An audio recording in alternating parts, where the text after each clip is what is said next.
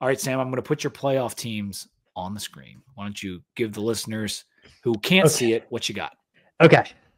So I'm the same as last week in the Big Ten. I got Oregon, Ohio State, Penn State, Indiana. I said it last week. I'm saying it now. I think those four are pretty much locked. Like, I think those are locked and loaded. Those are your four Big Ten teams. Out of the ACC, I'm sticking with Miami. I think in a one-game scenario, I like Miami's talent and Cam Ward over anybody. Notre Dame, still in there. I think they're going to win out. Boise, still in there. I think they are going to still win out. Colorado, I now have out of the Big 12. I just think they're playing the best right now. They match up the best against BYU and or Iowa State.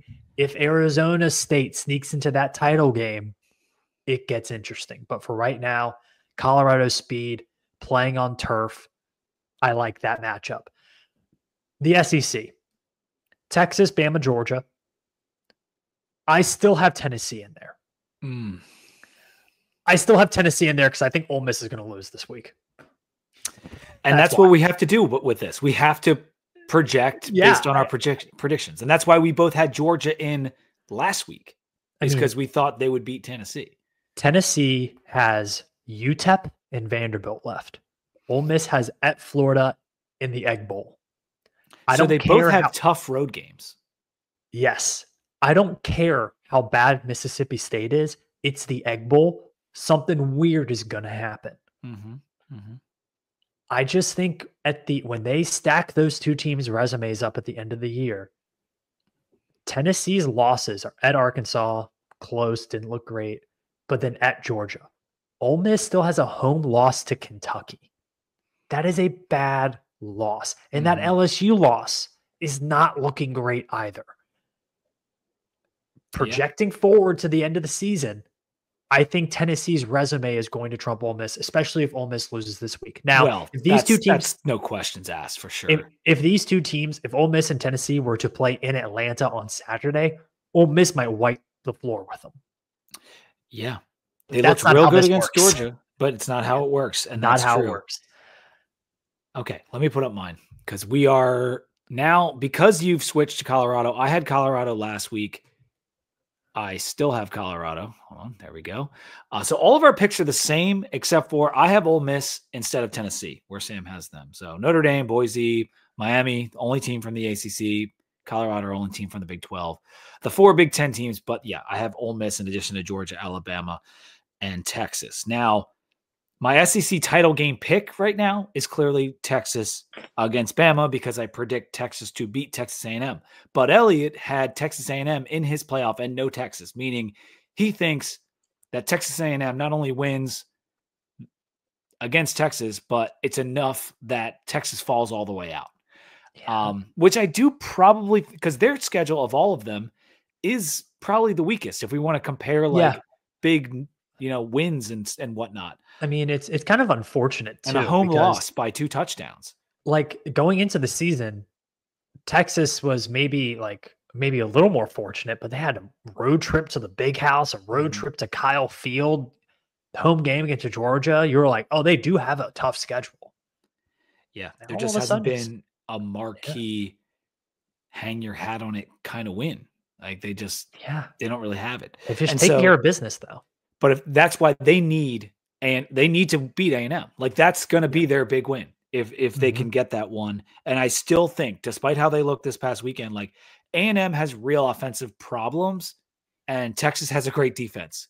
And so I think that Texas can still go down there and win that game. So there's been a lot of talk. Let's do the South Carolina thing. If they win out, which obviously means South Carolina would have a quality win over Clemson, could they get in at 9-3? And I just don't see a scenario unless like 3 or 4 teams lose 2 more games. Like I'm not seeing it. You would need absolute chaos. Like you would need Tennessee to drop a game, Ole Miss to drop a game. You'd probably need. You're not going to put South Carolina in over any 2-loss SEC team. Yeah, and you would need like Ohio State to lose out, to like lose to Indiana and Michigan. Well, I guess the one question would be like, say Texas took a second loss at A&M. Would you have South Carolina ahead of Texas, like a 9-3 South Carolina and a 10-2 Texas? My one issue would be 10 is a bigger number than 9. Yeah. And it feels, when those two teams haven't played each other, it feels a little. It feels wrong. Like, not saying this to you or anyone who thinks this, but like, it feels a little disingenuous to the sport to be like, it doesn't really matter. Like, we think this, like, I don't know. That would be the only one, because the other resumes I think are better. Yeah, I think they are. They would need Ole Miss to lose. They would need chaos in the Big Ten. They would need Notre Dame to drop 2. Like, they would need a lot of help. And even then, a win over Clemson, a win over A&M, and a win over Missouri, which Missouri's going to fall out. So then is that win as good? That LSU game is just looming large for them, because they could have had that game and the refs kind of screwed them over in that game. Yep. Well, they also gave up like 50 points. So. They did. South Carolina's a really good team, though. Like, that team is pretty damn good. All right. Are you of the opinion, let's go to the Big Ten, that Indiana has to play OSU close to get into the playoff? And then I also want you to yeah, go ahead. Sorry. So the spread is like 12 right now. The spread is 14. It's gone up to 14. I think I saw 14 earlier. Ooh. So they got to keep it within. It has to be competitive. I think they have to keep it within 3 scores. Okay, so that's where I was going to go. Can they lose by 17 and still get into the playoff? It depends on what kind of 17. If it's they're down 24, they score late at 17. Yeah. That might be tough. If it's okay. Like a, I'm seeing it at I might have written it down wrong. It's 12 and a half. It's 12 and a half right now. I don't know, man. I don't know. So my thing is, I think they have to keep it within 2 scores. So 14 or less. 2. So if they lose by 7, like Purdue. I think is it Purdue? I think it's Purdue. I think they usually end with Purdue. I got it right here. Hold on. Yeah, it's Purdue. So yeah, if they lose by 14 or less, they finish 11-1. It's going to be really hard to keep them out. Who is their best win at that point? Well, I know, but it's 11 wins, and it's the only loss is to a top 3 team. That's true. If they lose, obviously, this is all projection. I mean, maybe that conversation is really selling them short. The fact that we're like, if they lose by 17, like, they might win the damn game. They might. I mean, and then that calls into question Ohio State. I'm probably going to bet Indiana like plus 17 or something like that. Okay. Yeah. I mean, I probably would too. Yeah. Like that. So, and I think it might be a little silly to discuss like, okay, Ohio State has the Penn State win, but they lost to Oregon and maybe they lose to Indiana. Would they potentially be on the chopping block? I got to tell you, I don't want to think it, but I could see they might already have Ohio State sharpied in there. And there might be that's what I'm saying. Like, they're just not going to leave Ohio State out. Because they didn't do Ohio State's like Ohio State. They didn't do it in 2014 when they probably should have. They put them in, and that brand is still the same, if not stronger. So they're going to have them in there. And the Oregon loss was so close. That was it was such so a great close game. On the road. Yeah, they've been dominant in pretty much every other game. Like Penn State was close, but they were clearly the better team. You could do the same argument on the other way, Sam. Like, if Ohio State loses by 14 to Indiana, are they out? They would be pretty darn close. They would be. Yeah. Okay. ACC and Big 12 looking like one bid leagues. Louisville loss really hurts them, as we said, because that's both Miami and SMU's best win, or was both of their best wins. In terms of the Big 12 getting a second team, we talked a little bit about BYU at 12-1, which I guess would be. No, they would be the champs if they were 12-1. So 11-2, they'd have a case, but it wouldn't be a good case. No. Okay. So it's like there's some weird scenarios where maybe the ACC could get 2. I don't think the Big 12 can get 2. Like I don't think it's possible. Yeah, I think if you are SMU, BYU, Colorado, Clemson, even, I think you are really rooting for some chaos upsets in the SEC. I think that's what you're rooting for. Like you're rooting for Kentucky this week against Texas. You're rooting for Florida against Ole Miss. I think you're rooting for who does Penn State play? They usually play Michigan State at the end of the year, but I'm not sure if it's the same anymore. Oh, the land grant trophy, of course. Who could forget? No, they play Minnesota. Like Penn State travels to Minnesota. Oh, that's Minnesota this weekend. Yeah, that's a tough game. That's a tough game. They got to be careful. They played Maryland last week of the season. Nobody's talking about Penn State. Not a soul. No. And this Minnesota game, when we get to our week 13 games in 1 minute, like that's on there. And Minnesota's 12.5-point dogs, and I'm all over that number. Mm-hmm. All right. So Notre Dame is the last conversation I want to have with regard to the playoff. They go 11-1, and they get an Army win, a 9-0 Army team. They're in, right? Are we in agreement? Like no matter what, if they go 11-1, they're in. Okay. Yeah. They're Notre Dame, so that's that. If Notre Dame were to lose to Army or USC, and they're 10-2, are they out for sure? Out, not a question. Out of there. Really? Not a question. Yeah. That NIU loss is so egregious. I agree. It is Notre Dame, and I just feel like they want to get them in there. I mean, no, I don't think so. I don't think Notre Dame's brand carries that much weight. Like it carries a lot, but it's not like people are just gonna tune in just for Notre Dame.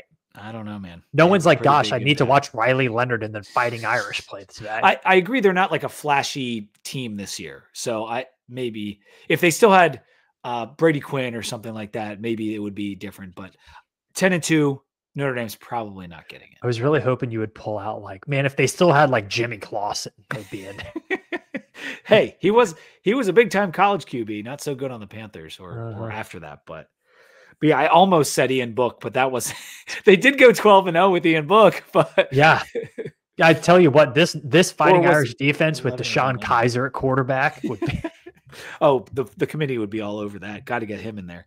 All right, let's go to the week 13 games. Unless you have any more commentary on playoffs. Dude, we've put thought into this clearly, but I don't know, man. Like, I would say all 4 of those SEC teams are probably the same in terms of like how good they were. Yeah. I think it really is just Oregon and then like 10 of the same team. It's going to be interesting, Sam, if Indiana does lose and they lose by 10, okay? And you've got 10-2 Tennessee sitting there, and you've got 11-1 Indiana for that last spot. That's a tough call, man. That's a really tough call. And I think I'd go with Indiana in terms of not only deserving, but like they might be better than them. Just like they really might be, but like you can make a good case for either team. Yeah. And there's been a lot of talk about, like, I know the game day guys were like, oh, I guess they should just schedule the easiest possible teams. Like, okay, well, the SEC asked for this. Like the SEC has been building this monster for decades. So I don't feel very bad about them for having to play a tough schedule. I think it's more the opposite. I think you don't want to schedule like Indiana has scheduled, because then you have to be perfect. Yeah. And that's you really have to not only unrealistic. Be perfect, but kick ass every week, which they have. Yeah. Done. And so I think it's kind of the flip-flop of the ESPN narrative right now. Like I think you want to play a schedule like Tennessee and Georgia and Texas and South Carolina, all those teams have played, because it gives you the most room for error and the most opportunities for big wins. Yeah. All right. So week 13 games, we got Indiana at Ohio State. I just revised my line to -12.5 for Ohio State. I think I got to take Indiana. Like, I'm not sure what I'll do at the end of the week, but right now in my head, I like Indiana plus the points. I do too. I also like the under in this game. Ohio State's been playing some low-scoring games this year. Even that game against Northwestern only got to 38 points. The Purdue game only got to 45. Penn State only got to 33. Nebraska only got to 38. They just stopped scoring this past weekend. They just stopped, and it might have been by design. But but I'm a little bit worried that Indiana. There's a lot of film out on that offense right now, and we saw like when they played Michigan, the combination of elite athlete plus a lot of film study did stifle that offense a bit. Yep. So, Ole Miss at Florida. Florida plus 11 home dogs in the Swamp. I like Florida. I do. I mean, I know they're coming off a big win, so maybe there's a little bit of a letdown, but they are at home. And I feel like it can go the other way. Like you can use that win. That wasn't even, it's not like it came down to the wire and it was dramatic. Like they had it. And so they might just be feeling confident and ready to win another one. Give me the Swamp Puppies. All right. Money line. Oh, money line. What do you got? +2? Plus 290. Oh God, it's not even, it's change I find under the couch to win a unit on that one. Plus 290. Hell yeah. SMU at UVA. A little bit of a dangerous spot for the Mustangs, not playing super clean football every week. But UVA, that opening kick for UVA against Notre Dame was like, damn, this team might not be good at all. Yeah, that Musket played for UVA. I feel like no one's talking about that. He played at the end? Yeah. Yeah. Because Calandria played, right? I mean, kind of. He was 8 of 21 for 69 yards and 3 interceptions. Ouchie. Yeah, it's not. That's not nice. I would love to play Musket, by the way, instead of Calandria. I know Calandria. I don't know. It's really fun watching Calandria get sacked. It is fun, but it might be more fun to hit a sitting duck in the pocket. I mean, I think they might go with Musket, and they just. I don't know if they can keep up. Like Boston College, Bill O'Brien's offense has some stuff to it, and some good wrinkles schematically. I don't know if UVA has that. Yeah. And SMU has been doing this thing where like they play not so good, then they play really good. Then they play not so good, then they play really good. So this could be a really good weekend. And I'll just take SMU. I would stay, if you're betting, I would stay away from this game. Yeah. If I'm picking it, I'm picking SMU though. Penn State at Minnesota. We both said we liked Minnesota in this one. At least I do. If I have to choose one, I am going to pick Minnesota. Okay. However, we do see this almost every year where Minnesota like plays really well in close games against the middle and lower Big Ten and then gets their butt whooped against the big guys. So we'll see. That's a tough spot though for Penn State to go up there. Tough spot. It's going to be cold. Hell they have a good home crowd. Yeah. BYU at Arizona State. This is one of the better games of the weekend. Arizona State 3-point favorites in Tempe. This is a weird one. I think I'm gonna straightforward. I'm taking ASU. You're taking ASU? They're a better football team. I'll ride with you. I'll go ASU. I also let me get, what is the over under for this game? I had it in my notes, but I can't. I do not have it pulled up. I got it right here. The over under is like 48.5. I would take the over in this one. Yeah. ASU plays high scoring games. I'd take the over. Retzloff's not going to have a game that bad again. So rebound game for BYU offense. No, that should be an entertaining game.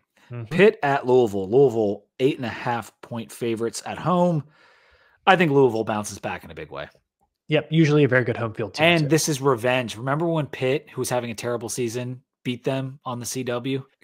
Yeah, and I think Pitt might be exactly who we thought they were and just have won a bunch of close games at the beginning of the season. Yeah, agreed. Army at Notre Dame, another big one. Notre Dame 14-point favorites. I think that line makes sense.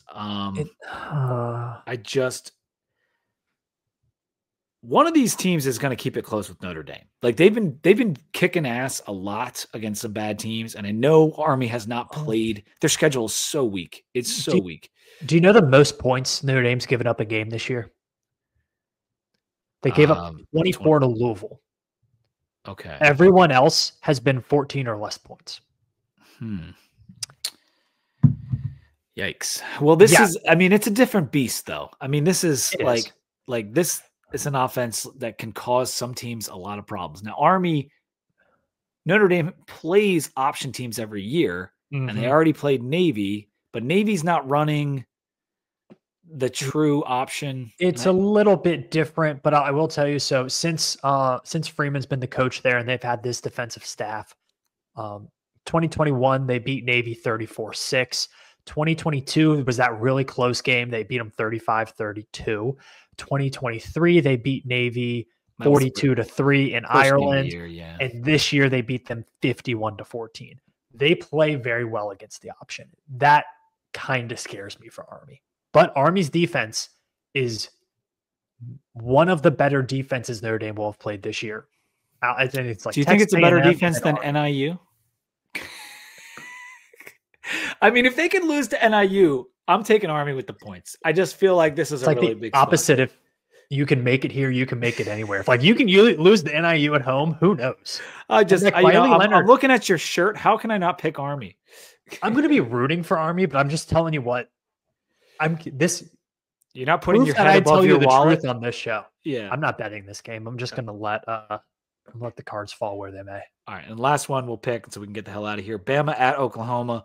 Oklahoma 14-point underdogs in Norman. I only put this on here because this was supposed to be like a preseason, really awesome game. Bama goes to Norman, and it's hard for me to even think about taking Oklahoma. And I thought Oklahoma was a team that could surprise some people. Like coming out of summer camp, they were kind of cocky about that. Hey, we got a really good team. Our defense is looking good. Arnold's looking good. And that offensive coordinator screwed it up for them. They've been confused the whole season. I wouldn't be super confident if I was Alabama. That's a tough place to play. It's going to be loud. Oklahoma though and beat them up. Who they just play? Let me look real. Maybe it wasn't at Oklahoma, but it was Mizzou. They just played Mizzou and they lost to Drew Pine in a crazy ending to the game though. Fine, but yeah. So I'm just saying I wouldn't be super duper confident if I was Alabama because you're playing good players. You're on the road, long road trip. Things happen. This is a weird sport. Things can happen. Norman's a hard place to play. And that's why I have ridden with Oklahoma on some of my home game picks when they're at home. But I'm not doing it here. If I have to pick this game, which I may in my pick 'em, I'm going to take Bama. Yep, that's fair. All right, Sam, that's going to do it. Like I said earlier in the show, make sure you guys are following at CFB Monday, at 2DeepVT. And you can see our two handles on the screen if you want to follow either of us individually. It's at PeteBVT and at Sam of Saturday, all spelled out there. And make sure you're subscribed to the Sons of Saturday YouTube channel, Sons of Saturday podcast feed, Apple Podcasts, Spotify, as well as the 2 Deep podcast feed where you'll find College Football Monday, find 2 Deep Hokies Under the Influence, and you will find Memory Lane on occasion. I'm looking forward to Wednesday night, Sam. And until next time, go Hokies. Go Hokies.